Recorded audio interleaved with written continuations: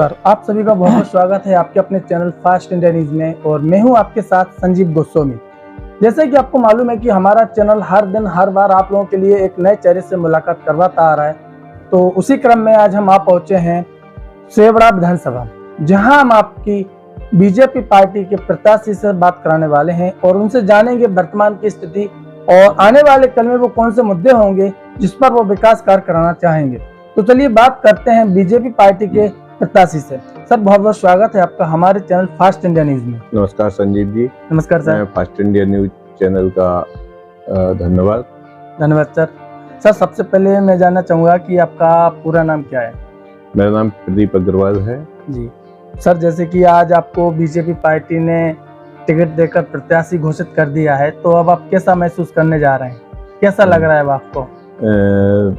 मतलब एक ऐसी प्रसन्नता, ऐसी खुशी की पार्टी ने इतने सारे लोगों के बीच जी पूरे मध्य प्रदेश में जो दूसरी सूची जारी हुई है उसमें मुझ पे भरोसा जताया है जी। और मुझे इस काबिल समझा है कि मैं अपने मध्य प्रदेश की सेवड़ा विधानसभा क्षेत्र क्रमांक 20 से भारतीय जनता पार्टी के प्रत्याशी के रूप में मैं उतरा हूं। तो मुझे अपार प्रसन्नता है और मेरे समर्थकों को, मेरे क्षेत्र की जनता को भी बहुत प्रसन्नता है।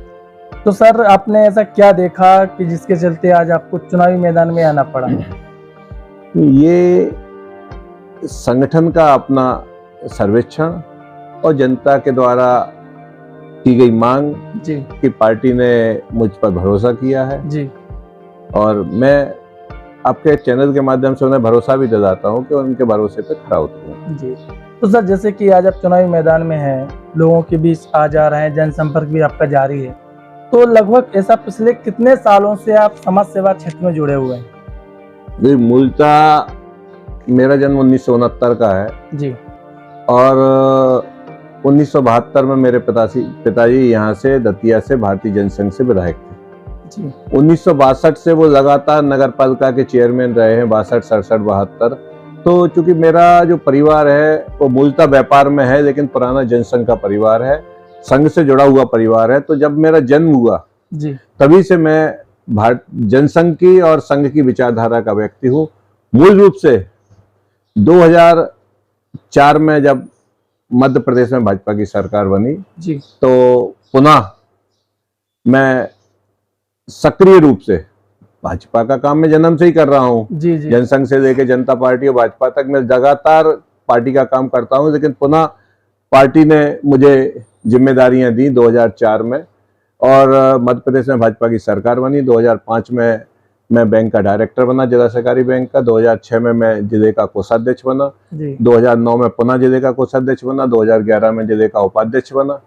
काफी लंबा समय हो गया आपको। वर्तमान में प्रदेश कार्य समिति सदस्य हूँ और 2008 में मैंने विधानसभा का चुनाव लड़ा और 2013 में मैं विधानसभा का चुनाव लड़के भारतीय जनता पार्टी के कमल के फूल से विजयी हुआ और सेवड़ा से 5 साल 13 से 18 तक जी वहां से विधायक के रूप में प्रतिनिधित्व किया जी। तो जैसे कि आज आप जनता के बीच जा रहे हैं, तो जनता से कौन कौन सी ऐसी मूलभूत समस्या हैं जो आपको सबसे ज्यादा सुनने को मिल रही हैं अभी? क्योंकि एक समस्याएं तो लगातार समाधान होता रहता है, लेकिन प्राकृतिक आपदा आने के कारण हमारे सेवड़ा में 3 पुल बह गए थे जी। तो जिसमें से एक पुल तो रतनगढ़ माता मंदिर का लगभग बन के तैयार है जी। 2 पुलों का टेंडर होके काम शुरू हो गया है, तो वो भी 15 महीने के लगभग में बन के तैयार हो जाएंगे और पुनः आवागमन चालू होगा। तो एक तो समस्या जो है वो मूल रूप से पुल की है जी। दूसरी समस्या इंदरगढ़ में क्या है कि बाईपास नहीं है। इंदरगढ़ में 20 बाजार से होकर रास्ता निकलता है तो काफी समय तक ट्रैफिक जाम होता है और आम पब्लिक को भी और लोकल आने जाने वालों को काफी दिक्कत होती है। तो इंदरगढ़ में एक मूल जो आवश्यकता है वो बाईपास की है जी। बाकी मतलब सेवड़ा को हम पर्यटन के रूप में भी डेवलप कर सकते हैं, तो सेवड़ा में पर्यटन की भी अपार संभावना है। लगातार घोषणाएं या काम होने के बाद भी अभी हम उस श्रेणी में नहीं पहुंचे हैं, लेकिन मेरा ऐसा विश्वास है कि पर्यटन के लिए पहले हमें एक बेहतर ग्राउंड की जरूरत होती है, जिस पर मैंने काम शुरू किया था जी। और लगभग 50 से 55 लाख रुपए संकुआ घाट पे लगाए थे। 3 करोड़ का पैकेज था वो, चूंकि सरकार बदलने के कारण वो पैसा रुक गया था और उसके बाद पूरे 5 वर्षों में वहां कोई भी काम नहीं हुआ। तो मेरा ये प्रयास है कि सेवड़ा में संकुआ घाट पर बेहतर निर्माण कार्य कराकर और माता रतनगढ़ को रतनगढ़ लोक बनाकर ये दोनों क्षेत्रों को मिलाकर सेवड़ा को पर्यटन की दृष्टि में एक कदम आगे बढ़ाया जाए। बिल्कुल। इसके अलावा सर जैसे कि देखा जाए तो सेवड़ा विधानसभा के अंदर स्वास्थ्य सेवाएं किस प्रकार संचालित हो रही हैं अभी? पहले चूंकि स्वास्थ्य सेवाएं पहले से बेहतर हुई हैं। पहले क्या है कि जो हमारे सेवड़ा में अस्पताल था वो बहुत पुरानी भवन में चलता था जी। मूल अस्पताल होने के बाद भी वहाँ पर्याप्त सुविधाएं नहीं थी। तो 2013 में जब मैं विधायक बना जी, तो मैंने शासन से एक नया हॉस्पिटल स्वीकृत कराया, डॉक्टर्स क्वार्टर स्वीकृत कराए जी। और अब बेहतर डॉक्टर की सेवाएं संचालित है। कुछ जो बहुत थोड़ी बहुत कमी रह गई होंगी तो वो भी मैं पूरी कराने का प्रयास करूंगा। साथ ही साथ हमारा सेवड़ा क्षेत्र एक बड़ा जंगल के रूप में भी उसका बाहरी एरिया है। जी जी। हमारे पास नदी है, हमारे पास बिजली है, हमारे पास आवागमन के साधन नहीं है, क्योंकि यदि हम उद्योगों की स्थापना करते हैं जी, तो हमें आवागमन के साधन की भी जरूरत पड़ती है। रॉ मटेरियल आता है, बिल्कुल मटेरियल जब तैयार होता है तो वो जाता है। बिल्कुल। तो जब तक मार्ग हमारे पास अच्छे नहीं होंगे तो हमने ये प्रयास 2016 में किया था जब मैं विधायक था जी, कि सेवड़ा में एक रेलवे लाइन लाई जाए। मैंने अशासकीय संकल्प के माध्यम से, चूंकि विधानसभा में जो विधायक संकल्प रखते हैं वो अशासकीय संकल्प होता है जी, मैंने उसके माध्यम से एक प्रस्ताव मध्य प्रदेश की विधानसभा में डाला था जी, जो कि सर्वसम्मति से पास हुआ था और माननीय हमारे विधानसभा अध्यक्ष महोदय की अनुमति से वो प्रस्ताव मध्य प्रदेश विधानसभा से पास होकर 2016 में दिल्ली पहुंच गया था जी, कि मध्य प्रदेश में भिंड से लेकर दतिया वाया इंद्रगढ़ सेवड़ा होकर एक रेलवे लाइन का निर्माण किया जाए, बिल्कुल, जिससे कि आवागमन और ट्रांसपोर्टेशन दोनों का लाभ हमें मिल बराबर चल सके। वो लगातार 7 साल से चल रहा है। हमारे दोनों सांसद भागीरथ जी और सांसद संध्या राय जी ने जी, लगातार उस विषय को छुआ है और हमें लगता है कि इस पंचवर्षीय में वो विषय पटरी पे आके और वो व्यवस्था में आ जाएगा तो हमारे यहाँ भी आने वाले 10-5 सालों में रेलवे लाइन का निर्माण होगा और रेलवे लाइन सुचारू रूप से हम लोग वहाँ इससे उद्योग का भी और आवागमन का भी लाभ उठा सकेंगे। जी। इसके अलावा जैसे कि देखा जाए शिक्षा का स्तर कैसा है?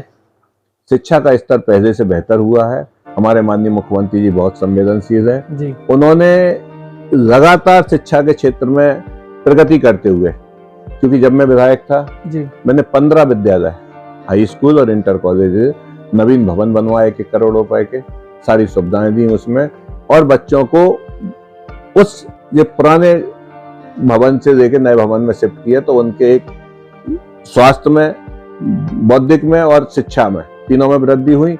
अभी माननीय मुख्यमंत्री ने सीएम राय स्कूल की जो घोषणा की है तो लगातार इंद्रगढ़, सेवड़ा और थरेड भगुआपुरा में हम सीएम राय स्कूल भी खोलेंगे, जिससे कि हम प्राइवेट स्कूलों के हिसाब से उनको शिक्षा दे सके। तो बच्चों का जो रुझान सरकारी स्कूल से प्राइवेट स्कूलों की तरफ हुआ था वो वापस आके सरकारी स्कूलों की तरफ आए और बेहतर शिक्षा वो ग्रहण करके। लेकिन सर देखा जाता है कई ग्रामीण क्षेत्रों में कि वहाँ जो विद्यालय की बिल्डिंग है वो काफी जर्जर स्थिति में बनी हुई है। कई विद्यालय ऐसे हैं तो कई विद्यालयों से ये कंप्लेंट भी मिलती है सुनने को कि यहाँ पे मिड डे मील भी संचालित नहीं हो रहा सही तरीके से। तो इस पर क्या विचार है आपका, क्या कहना चाहेंगे? क्योंकि भवन के मामले में तो मैं कह सकता हूँ कि कुछ चूंकि काफी पुराने समय से जो संचालित हो रहे हैं जी, जी, लगातार हमारे माननीय मुख्यमंत्री जी, हमारे शिक्षा मंत्री जी प्रयास कर रहे हैं और हम लोग उनको अपग्रेड भी कर रहे हैं जी। ये कुछ एक आध जगह मिड डे मील की समस्या हो सकती है, वैसे जनरली बच्चों को पर्याप्त वहाँ सुविधा मिलती है, पर्याप्त भोजन मिलता है। अगर ऐसा नहीं होता तो ये लगातार एक विद्रोह के रूप में सामने आता है। लेकिन कहीं एक आध जगह कोई गड़बड़ी करता है जी, जी, तो वो उसका व्यक्तिगत वो होता है और जैसे ही समस्या हमारे सामने आती है तो मैं तत्काल उसका समाधान करने का भी प्रयास करता हूँ। सर जैसे कि देखा जाता है कि आज बेरोजगारी चरम पे है, लोगों का कहना है कि बेरोजगारी चरम पर है, जिसके चलते आज पलायन की स्थिति बन रही है कई जगह। तो इस पर आप किस प्रकार से कदम उठाएंगे? नहीं, मैंने आपको बताया जैसे एक तो कोरोना काल में हम लोग काफी टूटे हैं, काफी मल्टीनेशनल कंपनियों ने जी अपने काम को ब्रेक किया है। बिल्कुल। तो उससे भी जो हमारा एक तो शिक्षित वर्ग जो बेरोजगारी की तरफ जा रहा था तो उसको थोड़ा सा एक लॉस हुआ है, लेकिन माननीय मुख्यमंत्री जी ने उनके लिए भी कोई ना कोई योजना लाकर और लगातार काम कर रहे हैं। बाकी दूसरा मेरा यही उद्देश्य है कि हम यहाँ उद्योगों की स्थापना करें जी, हम अपने यहाँ उद्योग पैदा करें, अपने यहाँ छोटे छोटे धंधे पैदा करें और कृषि को, जो कि चूंकि रोजगार सबको देना संभव नहीं है जी, तो हमारा ये प्रयास है कि 100% सिंचित करके कृषि को लाभ का धंधा बनाए। तो तो हमारी जो शिक्षा पद्धति है उसको हमने बदलाव किया है। माननीय हमारे प्रधानमंत्री ने शिक्षा पद्धति में बदलाव किया है, ये आपको मालूम है जी। हमारी शिक्षा पद्धति जो थी, हमें लगता है कि वो मैकाले के टाइम की थी। तो हमारी शिक्षा से लोग पढ़ के मालिक न बन के एक नौकरी की तरफ भाग रहे थे।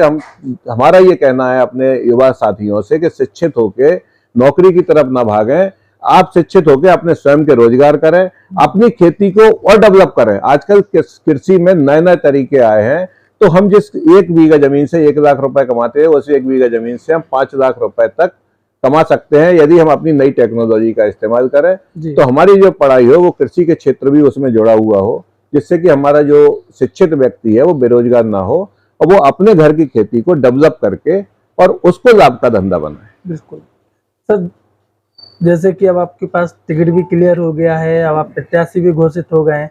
अगर आपको सेवड़ा विधानसभा की जनता आशीर्वाद देती है और आप विधायक पद पर आते हैं, तो वो सबसे पहला कदम क्या होगा विकास की ओर, जिस पर आप सबसे पहले प्राथमिकता देंगे?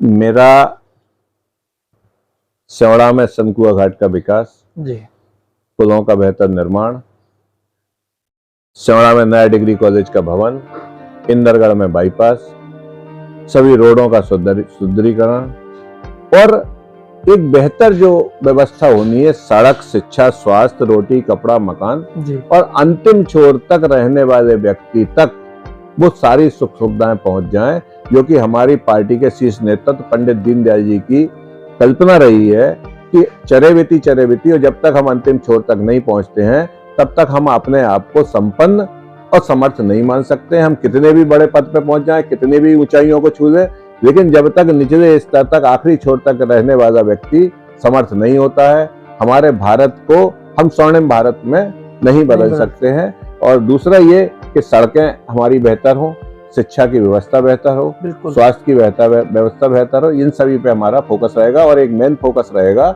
हमारा, आजकल जो हमारे युवा हैं जी, वो गलत दिशा की ओर जा रहे हैं जी, क्योंकि हमारे जो खेल के मैदान थे वो कहीं ना कहीं अतिक्रमण की चपेट में आ गए हैं। गांव में जो सरकारी जमीनें थी, तो मैं ये चाहता हूं कि हर 8-10 किलोमीटर पे एक ऐसा मैदान डेवलप हो जिससे कि बच्चे अपने आप को खेल में व्यस्त कर सकें। 2 स्टेडियम मुझे बनाना है, एक सेवड़ा में, एक इंदरगढ़ में। तो स्टेडियम होंगे तो बच्चे कुछ समय अपना उसमें बिताएंगे, तो उनका जो रुझान दूसरी तरफ जा रहा है जी, जी, वो खेल की तरफ जाए। बिल्कुल सर, चैनल के माध्यम से आप सेवड़ा विधानसभा की जनता को क्या कहना चाहेंगे? मैं चैनल के माध्यम से सिर्फ यही संदेश देना चाहूंगा कि हम सब मिलकर भाईचारे के साथ अपने क्षेत्र के विकास के लिए संकल्पित हों, और जहां हमें लगे कि हमारी मदद से कोई भी व्यक्ति आगे बढ़ सकता है या हमारी मदद से उसको लाभ हो सकता है, तो निश्चित रूप से हमें अपने आसपास के हर उस व्यक्ति की मदद करना चाहिए जिसको हमारी आवश्यकता है। हमें उसकी मदद करना चाहिए, क्योंकि मनुष्य का यही धर्म है कि यदि हम किसी एक की मदद नहीं करते हैं, अपना मुंह फेर देते हैं, तो निश्चित रूप से ये हमारे मनुष्य धर्म का धर्म नहीं है। हमारे मनुष्य धर्म का धर्म यही है कि हम हर उस व्यक्ति की मदद करने का प्रयास करें जिसको हमारी मदद की जरूरत है, भाईचारा बना के रखें, और साथ ही साथ भारतीय जनता पार्टी को वोट देकर पुनः एक बार सरकार बनाएं, क्योंकि मध्य प्रदेश में भारतीय जनता पार्टी की और केंद्र में भारतीय जनता पार्टी की सरकार, हम विश्व गुरु बनने जा रहे हैं। तो विश्व गुरु के उस यज्ञ में हम भी अपनी एक आहुति डालें, यही हमारा सबको संदेश है। और प्रणाम। धन्यवाद सर, धन्यवाद।